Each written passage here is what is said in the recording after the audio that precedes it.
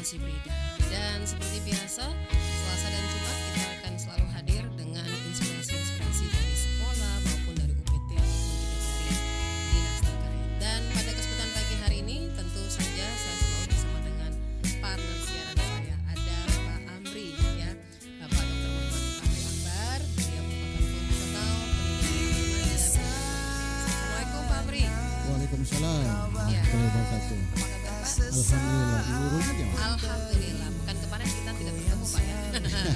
Hari ini kita bertemu kembali dan kita akan mengajak pendengar inspirasi kali ini. Kira-kira kali ini kita ada inspirasi apa Pak? Dari sekolah mana ini Pak? Dari SD Parinding ya. Hal ini agak unik ini Rumi, karena Ya. belajarnya katanya di luar. Oh, di luar mana Pak? Nggak tahu di Di luar luar sekolah. mana? Oh, di luar sekolah. Oke. Kita akan kupas terkait dengan bagaimana sebenarnya Iya. belajar di luar ini. Mm-mm. Ada Ibu Andi Eti Cahyani SPD MPD selaku Kepala Sekolah SD Parindringi ya. Ini tepat Parindring. Ini tepatnya di daerah mana Bu kalau Di boleh? daerah Antang, Kecamatan Manggala, Oh, daerah dekat Antang. dari TPA. TPA. Wah, ini menarik Pak Amri. Ya. Karena kita tahu daerah sana itu ya seperti apa. Pinggiran ya. Ya, dan termasuk daerah yang padat penduduk ya, Ibu. Betul Nah, sekali. mungkin kita mulai saja Pak Amri. Ya. Kita bisa bertanya-tanya ini seperti apa. Silakan Pak Amri. Iya. Assalamualaikum Bu. Waalaikumsalam Pak. Aduh, santai aja Bu ya. Kita Ya, relax. nervous Iya, juga relax. soalnya baru pertama kali nih. Kemarin ikut yang pendampingnya seperti mulai kemarin malam Pak. Pendampingnya sudah mulai tanya saya ini apa besok Iya. jawab. Ada kisi-kisi pertanyaan tidak? ini. Iya, betul Silakan Pak sekali. Amri. Baik Bu. Nah, ini yang menarik ini yang saya dapat info awal tadi bahwa Ibu sedang melakukan pembelajaran di luar, luar ruang. ya di luar ruang Iya. ya. Jadi mungkin barangkali bisa diceritakan seperti apa itu Bu. Ya. Terima kasih Pak Amrin atas kesempatan dan Ibu Ruby atas kesempatan yang diberikan kepada saya. Baiklah, saya akan bercerita sedikit tentang peluru. Peluru ini bukan berarti peluru yang digunakan untuk Nembak. mengisi tembak ya. Tapi peluru ini adalah akronim dari pembelajaran luar ruang. Artinya itu pembelajaran yang saya berikan kepada siswa yang lambat dan Iya. kurang tahu membaca, lambat dan tidak tahu membaca. Iya. Di mana kegiatan ini saya lakukan di luar ruang, bukan berarti di luar sekolah, tapi di luar ruang artinya bisa di bawah pohon atau di luar depan perpustakaan atau di depan ruangan kelas, yang jelas bukan di dalam ruangan, supaya anak yang terlambat atau tidak tahu membaca ini tidak mengganggu siswa teman yang lain yang sedang mengikuti proses pembelajaran. Sehingga saya mengambil apalagi inovasi ini untuk memanggil siswa-siswa yang kurang atau belum tahu membaca sama sekali. Karena ini inovasi peluru ini saya rencanakan sebenarnya dari tahun 2023. Tiga. Oke. Namun pelaksananya baru 2024. Kenapa sehingga saya ambil kata peluru pembelajaran luar ruang supaya anak-anak tidak terikat dengan ruangan. Kalau di luar ruang pasti dia bisa berekspresi, dia tidak bosan juga, apalagi kan dia ini memang belum tahu apa-apa. Bahkan ada yang tidak tahu huruf Pak, dan dia dan saya memang bina ini mulai yang kelas tinggi saja. Kelas 1 2 3 kan memang masih tugas gurunya untuk mengajar mereka membaca, calistung, baca, tulis dan hitung. Iya. Tapi kalau kelas 4, 5 dan 6 itu bukan lagi tugasnya guru untuk mengajar membaca. Jadi saya ambil alih itu, di mana saya juga bukan saya sendiri yang mengajar. Siapa saja bisa terlibat. Pernah ada Pak Babinsa, Iya. kebetulan dia berkunjung, saya ajak beliau untuk mengajar anak di bawah pohon mangga, kebetulan di sekolah kami itu Pak. Ya, adem Ki, karena ada dua pohon mangga, daun sudah besar dan rimbun daunnya memang. Kemudian di bawah pohon mangga itu memang ada tempat duduk. Iya. Ya disitulah saya dan kami membina anak-anak yang kurang tahu membaca atau tidak tahu sama sekali membaca. Pada tahun 2023 itu ada sekitar 15 siswa sudah kelas 4, 5, 6 ini Pak. Yang 456 Iya, ya. 456. Dia tidak tahu membaca. Bahkan alhamdulillah hasilnya ada yang sudah keluar dari SD Parindring kemarin tahun ini, dia sudah tahu membaca. karena saking bahagianya orang tuanya sampai dia rayakan karena anaknya sudah tahu pintar. Bahkan ada teman-teman guru yang mengatakan bahwa betul-betul ini ibu berhasil kalau memang ini anak bisa membaca, dan alhamdulillah dia keluar dari SD Parindring pintar membaca Pak. Seperti itu. Ya luar biasa sekali Bu ya, sampai dia harus berupaya bagaimana caranya Pak. Dari aspek pembelajaran tidak tertinggal ya dari untuk kelas 4, 5, 6. Kira-kira Bu siapa yang menggagas ini, yang awal sehingga pembelajaran luar sekolah ini yang bisa dilaksanakan? Sebenarnya kan ini Pak ide muncul di saat kan setiap tahun begitu rapat penaikan kelas kan kami tanya semua guru-guru, wali-wali murid, wali-wali siswa, wali guru wali kelas. Bagaimana siswa tak ada yang tidak naik? Dia bilang ada saya rencana ini Bu, saya tidak kasih naik karena apa alasannya? Dia bilang tidak tahu membaca. Dari situlah saya timbul ide bagaimana nanti deh kalau saya ini sambil ada motivator saya yang sering memberikan saya dukungan, Pak Ruslin Tompo, bilang Pak apa bagus ini judulnya inovasi kalau misalnya saya kasih pembelajaran anak-anak di luar ruang. Akhirnya beliau memberikan saya sebuah judul yang namanya peluru. Akronim dari pembelajaran luar ruang. Kemudian kenapa saya juga terbersih niat saya untuk mengajar ini anak-anak, karena pernah saya juga baca di koran itu Pak, di media bukan jadi Sulawesi Selatan, saya banyak baca beritanya di Bali. Lebih 3.000 siswa itu yang masuk SMP tidak tahu membaca. Sehingga itulah yang membuat saya termotivasi sekali untuk mengadakan ini, membimbing anak-anak, dan tidak menutup kemungkinan pasti ada di Makassar yang masuk SMP tidak tahu juga membaca. Dan kasihan kan kalau sudah SMP, kasihan gurunya yang harusnya mengajar baca hitung, tapi harus juga mengajar anaknya. Jadi seperti itu mungkin membuat saya terinspirasi untuk melaksanakan proses inovasi peluru ini. Iya, Pak Abri ini kan kalau dengar cerita dari Ibu nih itu kan ada di kelas-kelas tinggi Pak. Kelas 4, 5, 6. Ini Bu awalnya itu hanya apakah karena dasarnya ini dari siswa yang kelas tinggi ini tidak tahu membaca sampai diberlakukan pembelajaran di luar ruangan Bu? Ataukah mungkin juga di kelas 1, 2, 3 memang tidak diajari membaca? Begini sampai kan kalau betul Pak, karena kan kelas 1 memang masih tugasnya guru kelas 1, 2, 3 yang mengajar siswanya untuk pintar membaca. Karena di kelas 1 itu kan bukan materi yang perlu diperbanyak, tapi seperti itu tadi penguasaan kelas dan harus pintar membaca. Nah kan biasa juga kasihan sudah berumur mini anak, kenapa ndak naik lagi, jadi biasa kayak bilang, apalagi kemarin kan ada aturan tidak boleh ada anak yang tinggal kelas. Nah akhirnya walaupun tidak tahu membaca dikasih naik, akhirnya sampai kelas 4 tidak tahu membaca. Sehingga timbul itu saya ambil inisiatif deh, biar 4, 5, 6 saya ambil untuk diajar di luar ruang supaya tidak mengganggu temannya yang lain yang sementara mengikuti proses pembelajaran. Jadi yang mengajar itu Pak siapa saja, bisa satpam yang ada waktunya, bahkan ada orang tua saya panggil, melibatkan orang tua yang biasa mengantar anaknya, yang duduk-duduk menunggu anaknya yang kelas 1 yang belum sampai pulang. Saya bilang, Bu bisa di sini dampingi Kak untuk ajar anak yang kelas 4, 5, 6 ini yang tidak tahu membaca. Alhamdulillah dengan senang hati mereka menemani kami untuk mengajar. Bahkan admin sekolah, staf sekolah juga ikut membantu. Karena 4, 5, 6 itu Pak kan guru bukan lagi tugasnya untuk mengajar membaca.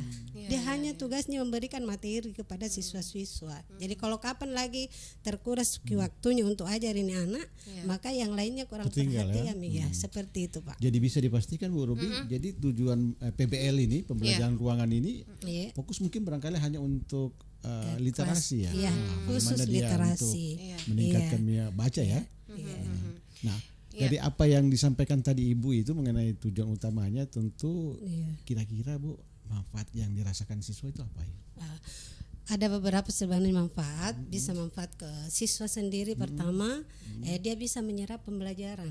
Kalau dia sudah tahu Lebih membaca, nyantai ya? iya, sudah bisa menerima, menyerap, mengetahui apa maksud dari pertanyaan soal ini. Tapi kalau dia tidak tahu membaca bagaimana? Dia tahu mau ke apakah ini A, Iya. apakah B jawabannya. Tapi dengan pintarnya membaca ini, anak pasti insya Allah dia pasti menjawab.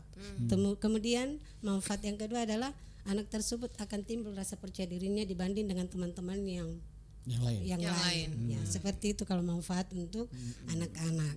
Terus kalau manfaat untuk gurunya, alhamdulillah, artinya secara tidak langsung guru tersebut tidak ada lagi waktunya untuk mengajar ini anak, dia fokus untuk memberikan material lainnya, iya, dan pasti ini guru juga sudah bisa, oh ini anakku sudah bisa serap apa yang saya sampaikan ke mereka, seperti itu. Terus tujuan untuk sekolah sebenarnya bisa menghasilkan luaran yang lebih bagus lagi ya? Pak, iya, seperti itu.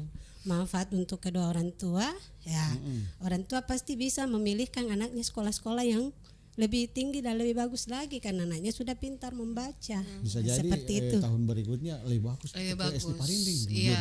Ya, Karena insya diajari Allah kita Pak. membaca ya. Betul. Iya. Iya, ini apa ya Pak Amri, kalau tadi kan dikatakan di kelas-kelas tinggi. Nah, sebenarnya Bu, kalau bisa kita tahu nih juga, mungkin juga pendengar maupun juga yang nonton, ini lingkungan di tempat SD ini seperti apa sebenarnya? Sehingga masih banyak anak-anak yang belum bisa membaca, Bu. Kan biasanya ada dasarnya nih, karena lingkungan, terus orang tua juga tidak peduli. Di satu sisi juga orang tua punya kesibukan lain, jadi dilimpahkan semuanya ke sekolah saja deh. Pasti kalau sudah sekolah pasti pintar membaca gitu. Silakan Ibu. Sebenarnya anak lambat membaca atau tidak tahu membaca sebenarnya ini Bu, Pak, ada beberapa faktor. Ada faktor internal, faktor keluarga, dan faktor eksternal. Kalau faktor internalnya itu berasal dari siswa itu sendiri, di mana sekarang kan kita lihat kemajuan teknologi. Jadi anak-anak itu tidak termotivasi untuk belajar membaca karena dia lebih fokus ke media sosial. Dia scroll itu TikTok lah, apalah segala macam. Jadi waktu untuk membaca sudah tidak ada.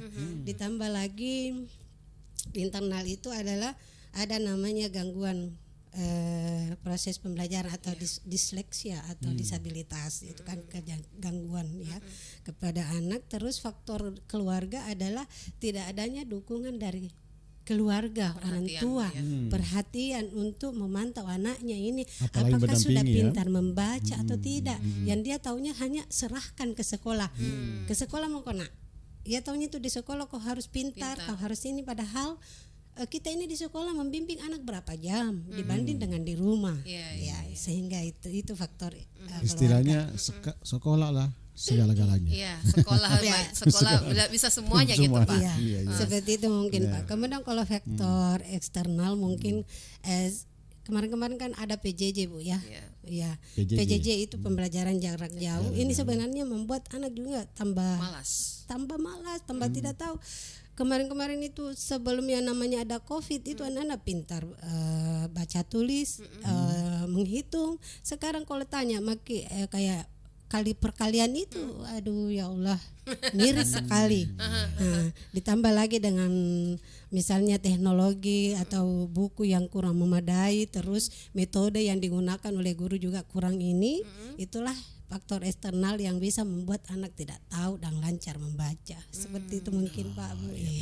Dari apa yang tadi Ibu sampaikan tadi, tentu ini pasti ada perubahan perilaku Bu. Dari tadinya kan biasanya dari dalam kemudian masuk di luar. Kira-kira Bu, apa perubahan perilaku yang mendasar terkait dengan inovasi ini?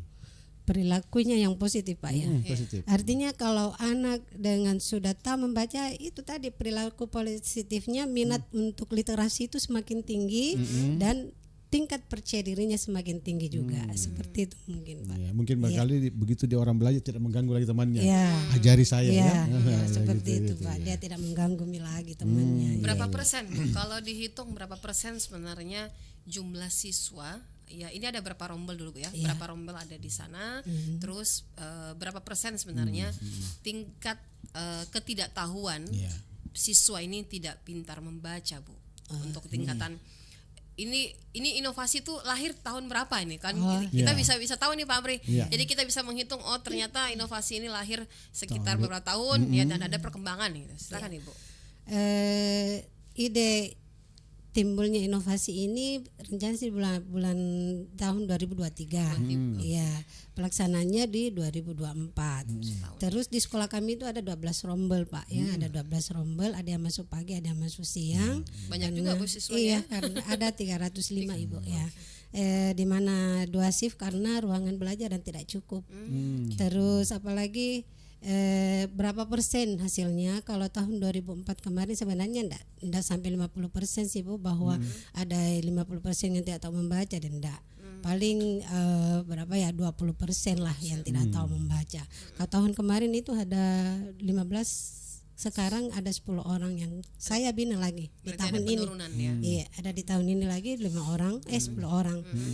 Yang jadi masalah juga Bu, karena ini anak malas datang, terutama sudah kelas 6 Pak, sudah kelas 6. Walaupun kami mau membina, tapi karena ini anak Tidak mau dibina. tidak mau, bukan masalah tidak mau dibinanya, dia memang tidak datang ke sekolah Pak. Iya, saya komunikasi dengan gurunya, kenapa ini anak belum tahu membaca Ibu? Dia bilang, malas ke sekolah Bu. Jadi biar bagaimana gurunya mau ajar, biar kami ini dengan inovasi yang ada mau memanggil untuk belajar, tapi kalau si anaknya memang tidak datang, itu juga menjadi kendala sehingga dia tidak tahu membaca sama sekali. Karena itu katanya dia tidak tahu, berarti artinya belum ada huruf yang dia ini kelas 6 ini. Jadi insya Allah mungkin kami akan mengadakan kunjungan ke rumahnya. Apa sebabnya ini anak malas kalau sekolah? Siapa tahu karena tidak ada motivasi juga dari orang tua, terus mungkin karena sering diejek temannya. Ya, itulah yang kami akan lakukan nanti Pak, khususnya yang kelas 6 ini. Baik Bu. Nah tadi Ibu sudah jelaskan kan ini proses pembelajarannya kan di luar ini. Nah agak berbeda kan kalau di dalam untuk menyiapkan materinya, materi pembelajarannya Bu. Bagaimana Ibu bisa menyiapkan materi pembelajarannya? Saya kelompokkan Pak, yang tidak tahu membaca dan yang sudah tahu, yang sudah yang belum tahu huruf dan yang sudah tahu huruf. Itu disatukan dalam satu kelas Bu? Di ruang. Di Jadi kami pisahkan, kalau dalam mengajar bukan saya sendiri Bu. Jadi saya bagi, kita ambil ini yang belum kenal huruf sama sekali, saya ambil yang ini yang sudah kenal huruf. Jadi saya kalau saya ajar seperti kelas 1 Pak. Betul. Dicetak, diprintkan itu huruf-huruf abjad. Diberikan huruf abjad, satu kata, satu huruf, 2 huruf, 4 huruf menjadi suku kata. Akhirnya alhamdulillah betul-betul ini ada hasilnya ini. Ada inovasi. alat peraga ya? Iya ada Pak, ada kami gunakan.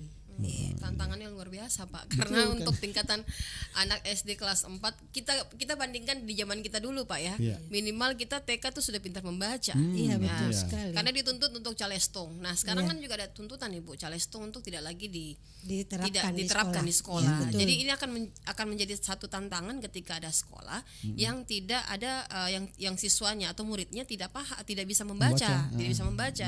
Itu akan menjadi tantangan tersendiri Pak. Tadi Ibu katakan bahwa di Bali ada, jangan-jangan di Kota Makassar ada, ternyata di sekolah Ibu ada gitu. Gitu ya. Nah sekarang ini Bu, karena tadi sudah disiapkan materinya dan kemudian ada beberapa ini kan ini dilaksanakan di luar ini. Betul, nah ini bisa jadi tidak aman ini Bu. Bagaimana Ibu menjaga suasana aman supaya kondusif ini proses pembelajarannya berlanjut dengan bagus?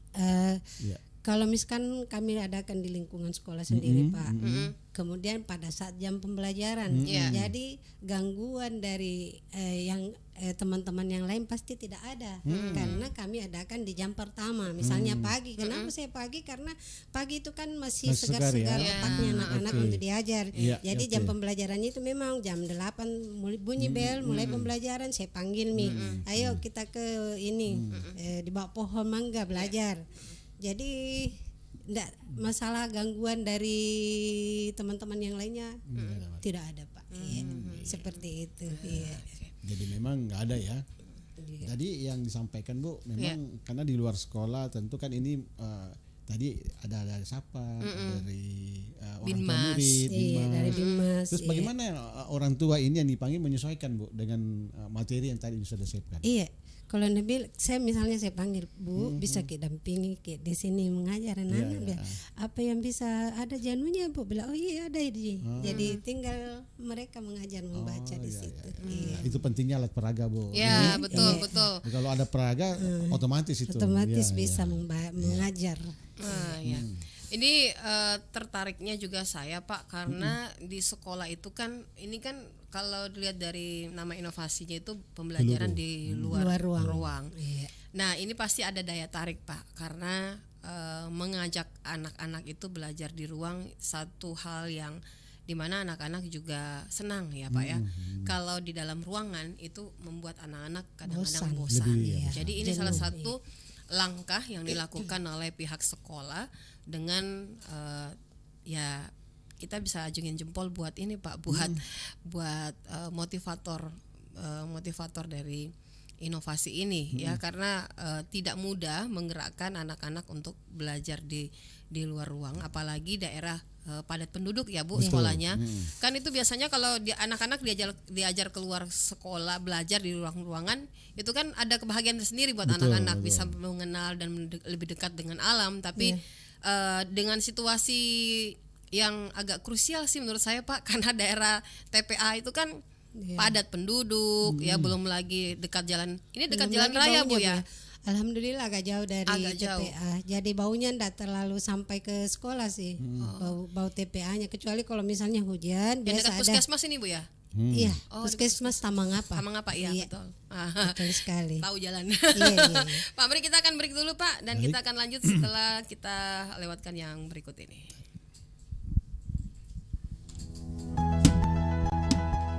Sahabat Al-Markas, energi menjadi salah satu cara sumber daya yang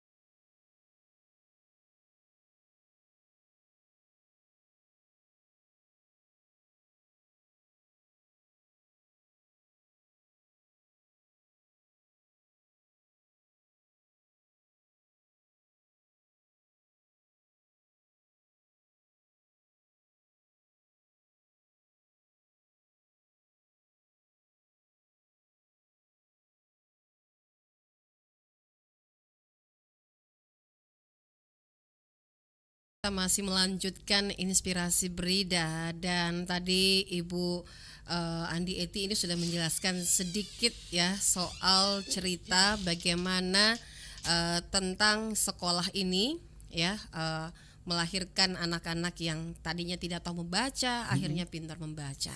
Nah kita lanjut Pak Amri, silahkan. Baik Bu, kita lanjut Bu ya. Nah tadi Ibu menjelaskan bahwa semua bisa terlibat. Tapi kalau saya melihat dengan ceritanya ini kayak seperti dadakan ini. Tiba-tiba ada sapan diajak ya untuk ikut berpartisipasi. Nah kira-kira ke depan Bu ini dipatenkan, diajak orang tua berkolaborasi, minimal ada partisipasi, diagendakan bahwa tanggal sekian jam sekian mungkin ibu ini yang mengajar, orang tua ini mengajar. Apakah ada rencana pembagian ke depan? Sip mungkin Pak ya. Ada rencana ke depan seperti itu Bu? Iya. Insya Allah akan ada rencana ke depannya supaya tidak terkesan dadakan Pak ya seperti yang Bapak bilang tadi.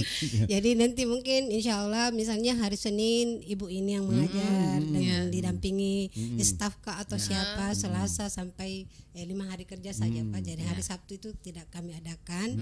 Jadi Senin sampai Kamis. Jadi nanti insya Allah terima kasih atas masukannya Bapak. Insya Allah kami akan lakukan jadwal. Jadwal sebenarnya jadwal untuk anak yang kami bina itu ada jadwalnya. Senin, Selasa, Rabu, Kamis. Cuma yang saya tidak buatkan jadwal guru yang mengajar. Seperti kesan Bapak tadi bahwa dadakan siapa yang ada di situ itu yang mengajar. Betul sekali Pak, terima kasih. Insya Allah kami akan patenkan nanti siapa-siapa yang akan terlibat dalam pengajaran tersebut. Ya, kasih Pak. Ya. Tapi itu Pak, menurut saya ketika dadakan itu orang yang diajak juga siapa gitu. Itu menarik ya. Langsung eksekusi Pak gitu. Nah itu yang uniknya Bu, yang uniknya pembelajaran dari luar itu yang barangkali yang dibandingkan dengan sekolah lainnya itu yang unik barangkali Bu. Mungkin karena dipikir juga karena hanya mengajar membaca sih Bu. Jadi mungkin itu Tommy kayak pintar tuh jangan membaca. Jadi apalagi kalau ada materinya ada di medianya yang dia gunakan. Oh iya Bu, bisa. Biasa saya panggil Bu, bisa ke di sini temani daripada cerita-cerita ke di situ lebih bagus beramal jangan nanya orang seperti itu. Nah, berarti ada alat peraga ya ini. Iya, ada. Makanya tadi agak lebih mudah dia menyesuaikan karena ada alat peraga ya. Betul, Nah, tantangan terbesarnya Bu dari pembelajaran luar ini selama ini kan tadi ada anaknya sendiri malas, kemudian selain itu apa lagi Bu? Saya rasa tantangan juga kalau anak yang diklesia atau apalagi namanya disabilitas itu kan sebenarnya itu yang paling berat sekali tantangannya untuk mengajar anak menjadi karena dia kan biasa tidak fokus. Di sana banyak apalagi ada yang tidak tahu bicara. Jadi ada seperti ini di kelas. Nggak ada Bu guru yang ada di sekolah kami juga itu belum ada guru yang menangani khusus siswa yang seperti ini. Jadi guru wali kelas saja yang mengajarkan. Tapi itu yang seperti ada yang kelas 5 itu Pak. Sampai sekarang kelas 5 Pak kelas 6 ya. Sudah kelas 6 kayaknya dia tidak tahu sama sekali karena bicara saja tidak bisa. Jadi memang tantangan terbesar apa sih yang harus saya lakukan ini supaya ini anak mamanya saja sudah menyerah. Jadi bahkan biasa bilang diterima aja nanti tuh di sekolah Bu. Dan baru dia kan tidak mau juga kasih masuk di SLB Bu toh. Dia tidak mau kasih masuk. Jadi saya bilang kalau memang kita mau rencana anak tetap masuk di SMP ya pergi makin di SMP yang bisa menerima anak kita karena tidak mungkin juga kasih masuk di SLB. Padahal kan memang cocoknya ini di SLB tapi kan kadang juga ada orang tua yang tidak mau menyekolahkan anaknya di SLB. Seperti itu jadi tantangannya itu di situ Pak. Ditambah lagi itu yang tidak mau ke sekolah, malas ke sekolah. Jadi tantangan terbesar juga buat kami juga itu Pak. Seperti itu. Tantangannya banyak Pak Amri. Nah sekarang Bu, apa tidak ada rencana ke depan ya terkait dengan tantangan itu? Mungkin bermohon ke dinas mendorong supaya guru-guru yang seperti yang Ibu sampaikan tadi yang jadi masalah besar itu gurunya didatangkan. Sekolah khusus, guru-guru khusus. Betul sekali Pak. Insya Allah saya akan meminta ke dinas, menyurat ke dinas untuk bisa memberikan kami guru yang memang menangani anak yang berkebutuhan khusus supaya dia sudah fokus dibimbing anaknya dengan guru yang sudah tahu bagaimana dunianya anak yang seperti ini kalau mau di ini. Kalau dibanding dengan guru yang umum kan pasti dia tidak ada pengetahuannya bagaimana cara menghadapi anak yang dislesia, yang disabilitas. Ya, jadi insya Allah Pak, saya juga akan berusaha memohon ke dinas pendidikan untuk mengadakan guru kalau boleh lah, karena setiap sekolah itu ada 1-2 orang siswanya yang seperti ini. Tapi ada juga sekolah memang dia tidak mau menerima. Tapi kami juga tidak mau seperti itu karena semua anak kan berhak untuk mendapatkan pengajaran. Jadi saya tetap menerima walaupun mempunyai kekurangan seperti itu. Dan saya rasa bukan kekurangan bagi saya itu kelebihan yang mereka miliki. Seperti itu Pak. Komunikasi yang dibangun Bu sebenarnya ke pihak orang tua ini seperti apa Bu? Terkhusus untuk anak-anak yang tidak tahu membaca ini. Kami memanggil dulu orang tuanya, bilang seperti ini anak tak tidak tahu membaca ndak apa-apa aja, justru mereka berterima kasih Bu. Karena kami bantu bilang iya Bu ndak apa-apa aja. Justru kami sebagai orang tua berterima kasih kalau ibu mempunyai waktu untuk membimbing anak-anak kami, seperti itu Pak. Mungkin Bu, ada rapor khusus atau penilaian evaluasi khusus ada, yang disampaikan itu ya. Iya, betul sekali. Nah, ini kan dilaksanakan di luar ini Bu. Iya. Apalagi kan sekarang ini sudah musim hujan ini. Musim hujan. Ya. Tantangan itu juga mungkin. Ya, termasuk Kira-kira Ibu bagaimana mensiasati itu? Kalau itu, karena memang sudah terjadi karena tahun kemarin kan musim hujan juga Pak. Daerah banjir kan Bu kalau di sana? Iya, Nggak masuk daerah banjir. Iya. Kalau misalnya hujan ya namanya juga tetap jalan ini program. Saya bukan juga di ruangan kelasnya, saya masukkan di ruangan kelasnya untuk ikut belajar, tapi di ruangan kantor. Saya panggil di situ untuk tetap tidak mengganggu temannya sementara proses pembelajaran. Dia fokus di kantor untuk kami didik, kami ajar membaca, seperti itu Pak. Ya luar biasa, sudah antisipasi. Iya, pengantisipasiannya sudah ada Pak Amri. Yang penting bukan di dalam kelas. Ya, berarti memang setiap hari ini belajarnya di luar ruangan. Di luar ruang, di bawah pohon mangga. Semua siswa Bu, atau khusus untuk anak siswa yang tidak tahu membaca saja. Oh, ini ada enggak istilahnya begini? Kan kalau anak-anak yang kayak anak-anak kan biasanya berpikir begini, kok mereka dispesialkan? Terusnya begini, karena mereka belajar di luar sementara saya di dalam ruangan. Iya, persepsi anak-anak itu. Ini bagaimana memberikan pemahaman, pengertian kepada mereka anak-anak yang tahu membaca. Betul Bu. Sebelumnya kan ada sosialisasi Bu ya, sosialisasi bahwa ini teman-teman belajar di luar supaya mereka tidak mengganggu kalian pada saat pembelajaran. Jadi saya panggil ke di luar, bukan di luar berarti dia bermain, tapi dia tetap belajar. Dia tetap belajar, tapi pembelajarannya bukan misalnya yang pertama matematika di kelas. Ya, di teman ini belajar membaca di luar. Jadi tidak main di luar. Dan memang supaya anak juga yang saya ajar di luar ini Pak, kalau misalnya saya sudah lihat tidak betah, kan memang anak-anak kan biasa itu 1 menit, 5 menit diam, menit berikutnya sudah mulai bosan. Nah, biasa kalau bosan saya bilang istirahat dulu nak, kalau mau belanja pergi dulu belanja, sudah belanja kesini mulai kita lanjut pembelajarannya. Kan kalau di dalam kelas tidak mungkin bisa seperti itu. Artinya dia bisa belajar sambil sambil makan, betul. Ada sedikit jadi tidak terlalu tegang Pak. Tidak tegang seperti itu Pak. Tentu ini kan prosesnya kan pembelajarannya kan di luar ya. Kira-kira Bu, dukungan apa yang bisa Ibu butuhkan terkait dengan pelaksanaan inovasi ini? Apa? Dukungan dari semua saja, dari mana saja ya. Dari orang tua, dari pemerintah gitu. Ya, kalau dari pemerintah dulu Pak ya. Terutama Dinas Pendidikan. Semoga di setiap sekolah, bukan hanya di sekolah kami, diberikan guru khusus yang ada siswa disabilitasnya. Kemudian kalau dari orang tua dukungannya, berikanlah kami waktu, motivasi untuk tetap selalu mengajar anak-anaknya supaya tadi tidak tahu membaca, jadi tahu membaca.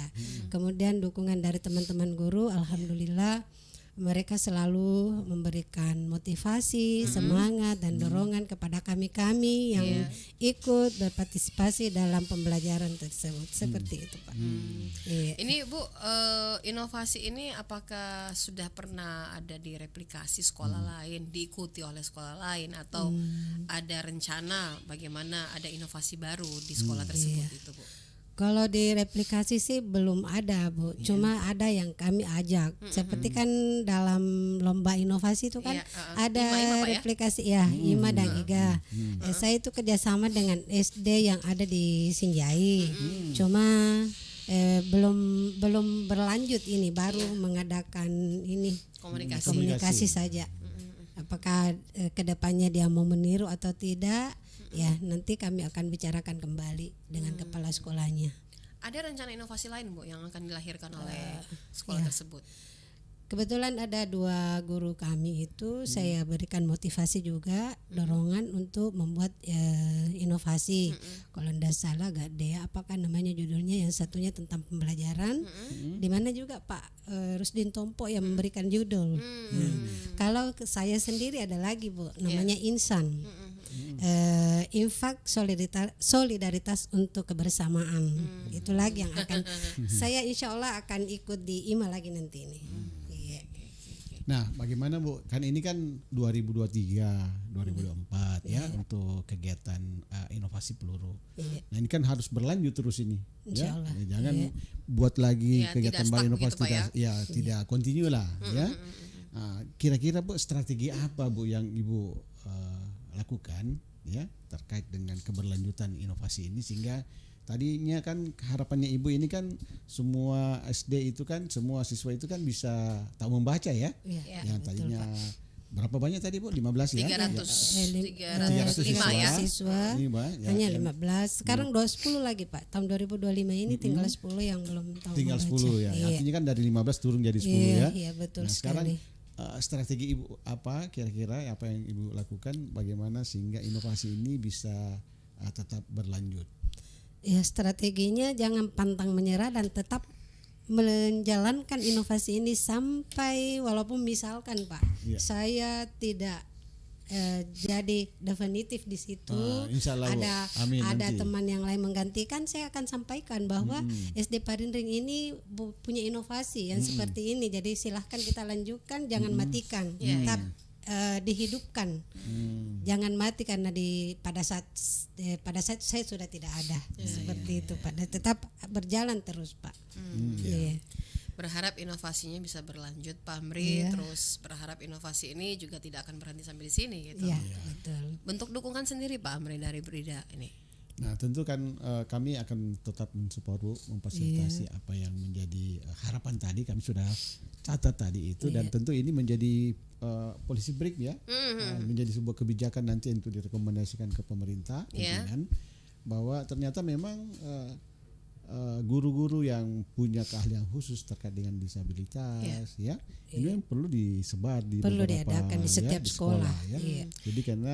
Jadi karena sekolah itu yang kadang biasa orang tua nggak mau lagi ya menyekolahkan Dan mau anaknya menyekolahkan di sekolah SLB ya. Iya, betul Ya, Pak. mungkin lebih dekat dari rumahnya, dan Apalagi lain dekat sebagainya. dari rumahnya. Nah, ini memang perlu ada semacam rekomendasi terkait dengan Rekomendasi. itu. Mungkin butuh dukungan ini Pak Amri, guru-guru mungkin dari pihak Brida yang bisa nanti berkelanjutan berkomunikasi dengan pihak dinas kependidikan, Betul. agar kiranya mengadakan guru yang berkebutuhan khusus di sana, memberikan, karena ya kita tidak bisa paksakan juga orang tua ketika orang tua tidak ingin menyekolahkan anaknya di SLB. Betul sekali. Ada satu ya mungkin itu permasalahan pribadi Pak ya, karena ada takut merasa tersinggung, Iya. terus juga takut bahwa jangan sampai anaknya dibully. Tapi sebenarnya lebih banyak akan terjadi pembulian Betul. ketika mereka sekolah di tempat umum. Itu bisa terjadi Pak sebenarnya kalau kita. Nah, tentu ini kan hal yang menarik sebenarnya yang dilakukan oleh ibu ya, karena dia bukan sengaja memisahkan, tetapi bagaimana dia mengarahkan supaya anak-anak ini fokus ya, karena biasanya tidak memang mengganggu temannya. Nah, sekarang Bu, untuk terkait dengan itu, dari 15 tadi ini berapa orang yang menangani ini? Apakah satu saat setiap siswa satu atau bagaimana Bu? Kan misalnya hari Senin itu hanya 4 siswa Pak. Jadi biasa kami berdua. Berdua. Oke. Kami berdua, jadi 2 yang dibimbing saya, 2 dibimbing oleh teman. Kenapa Bu enggak langsung 15? Repot. Supaya tidak supaya fokus juga. Fokus Pak Amri. Fokus. Jadi setiap Senin 4. Iya, Senin, Selasa lagi lain, Rabu lagi lain, dan berulang jadi dengan orang yang sama. Misalnya Senin, Selasa berbeda memang. Rabu sama dengan orang yang di hari Senin. Jadi Senin berbeda orangnya yang diajar, begitupun juga yang mengajarnya begitu Bu. Selasa beda lagi. Sampai mencukupi kuota 10. Iya. Jadi Senin sampai bisa saja Kamis, Senin sampai Kamis. Jumat, Sampai Jumat. Sampai Jumat, ya. Oke. Ya, saya pikir tadi 15 langsung Bu. Enggak. Repot Pak Amri. repot pasti pihak sekolahnya. Nah Pak Amri, kita berada di penghujung nih, kita tidak terasa Pak ya, kalau bahas sekolah dan inovasi itu kadang-kadang membuat kita juga tercengang-cengang kalau saya sendiri, karena ya begitu tadi lah Bu, mungkin pandangan orang tua, terus orang tua siswa Pak Amri ya, terus juga sebagian pendengar mungkin dan juga penonton kita berpikir bahwa ya sekolah tempatnya anak-anak untuk belajar dan membaca saja, tidak lebih dari itu. Ternyata sekolah-sekolah itu bisa melahirkan banyak prestasi, termasuk dengan adanya inovasi-inovasi Pak Amri. Nah kita berharap juga nih sebenarnya Brida selalu hadir Pak. Siap. Ya, Brida selalu hadir Bu ya. Ya, insya Nah, Allah. bentuk dukungan-dukungan yang selama ini disupport Pak Amri kepada sekolah-sekolah untuk bagaimana mereka sekolah itu bisa melahirkan inovasi Pak. Gitu. Seperti apa nih Pak? Nah, tentu kami dari Badan Riset dan Inovasi Daerah yang memang diberi kepercayaan untuk memfasilitasi teman-teman semua, baik di sekolah maupun di OPD maupun di ini, apalagi namanya di puskesmas ya, maupun perusahaan daerah. Tentunya kami memang sering mendorong untuk itu. Bahkan kami berharap dari apa yang mereka lakukan itu, salah satu bentuk daripada pelibatan ini kita harus diseminasi. Ya. Hari ini Ibu sudah melahirkan inovasi dan tentu ini kan perlu direplikasi. Cerita baik ini, praktek baik ini kan tentu harus direplikasi di tempat lain. Betul. Ya, mungkin saja jangan sampai disinjai direplikasi kemudian di sekolah lain enggak. Betul. Ya. Artinya seperti apa yang dilakukan oleh Ibu SD Padhinding kepala sekolahnya, tentu ini perlu direplikasi di sekolah lain. Mungkin di sekitar Kecamatan Panakuka atau Manggala ya, ataupun di mana-mana saja. Karena bisa jadi di setiap sekolah tidak menutup kemungkinan tadi ada siswa. Dan saya kira memang semua sekolah pasti ada yang apalagi ada yang tidak bisa membaca. Betul. Sehingga ini memang perlu kita dorong untuk lakukan replikasi. Ya betul Pak Amri. Cerita soal anak-anak yang tidak tahu membaca dan menulis itu bukan cerita baru buat kita di Kota Makassar. Masih banyak Pak. Jangankan di Kota Makassar, di Sulawesi Selatan juga masih banyak, masih ada. Saya ingat ketika saya masuk mendampingi salah satu sekolah juga Pak Amri di daerah Kabupaten Goa, itu daerah Mawang di sana. Itu luar biasa, anak-anak yang tidak tahu membaca, menulis, tapi seperti yang Ibu katakan tadi bahwa kita tidak lepas untuk begitu saja, jadi terus mendampingi. Jadi kami sebagai teman-teman sedikit bercerita Pak ya, kami dan saya dan teman-teman relawan pengajar itu masuk ke sekolah di sana, dan sampai pada akhirnya ketika kita akan tinggalkan sekolah itu anak-anak pada menangis Pak, menangis karena kita datang selalu dengan bawa buku cerita, buku-buku bacaan yang setiap akhir pekan sebulan sekali kita jadwalkan untuk datang dan minta anak-anak untuk membaca, menulis, ataupun lebih kepada membaca dan minta mereka untuk bercerita tentang buku itu lagi. Jadi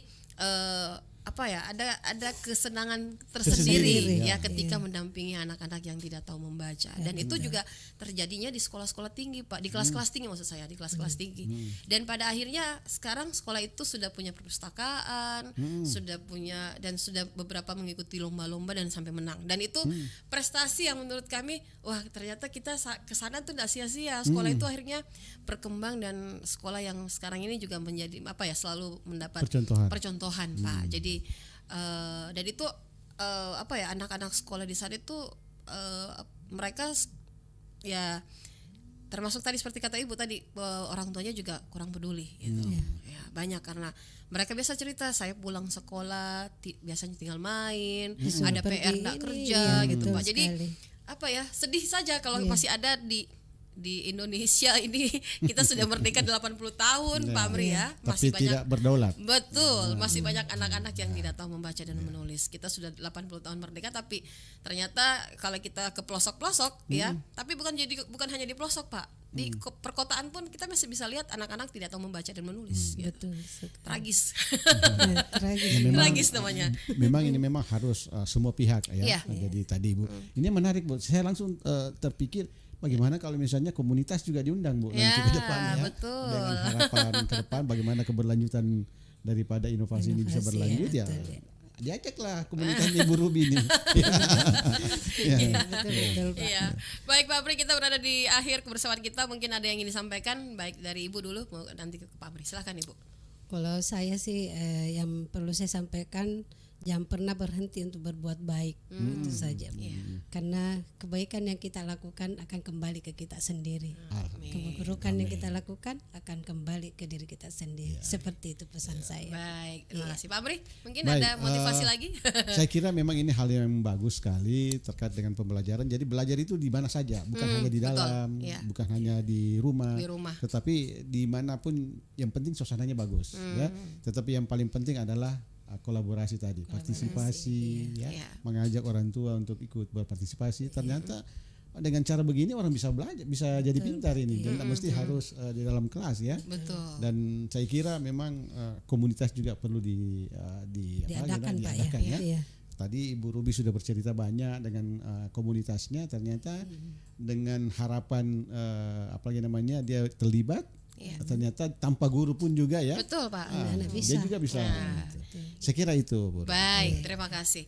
Nah, Sobat Alwargas, kita bisa membuka mata melihat di Kota Makassar ternyata masih banyak anak-anak yang tidak tahu membaca. Calestung sekarang ini bukan menjadi pedoman lagi bagi anak-anak untuk masuk sekolah. Jadi tidak ada salahnya kalau kita ada niat ya, ada ini mungkin bangun niat dulu Pak Amri. Bangun niat dulu. Kita mau ndak menolong, kita mau ndak mengajarkan anak-anak, kan biasa boro-boro anak saya di rumah saja kadang-kadang saya tidak urus gitu kan Pak Amri, apalagi anak orang gitu. Tapi kan kalau kita punya niat, ketika kita anak saya mungkin tidak terlalu peduli, tapi ketika saya peduli dengan anak orang, suatu saat anak saya juga akan dipedulikan sama orang. Iya. Itu prinsip. Baik, terima kasih banyak Pak Amri atas waktunya, juga Ibu Kepala Sekolah SD Parinring Andi Eti Cahyadi SPD MPD, dan juga Bapak Dr. Muhammad Amri Akbar ini dari Brida Kota Makassar selaku fungsional peneliti ahli media yang sudah bersama kita. Dan jangan lewatkan Inspirasi Brida di hari Jumat, dengan kita tunggu saja inspirasi apakah akan hadir di hari Jumat nanti. Saya Ruby Sudiki pamit undur diri. Selamat pagi dan Assalamualaikum warahmatullahi wabarakatuh. Waalaikumsalam warahmatullahi wabarakatuh.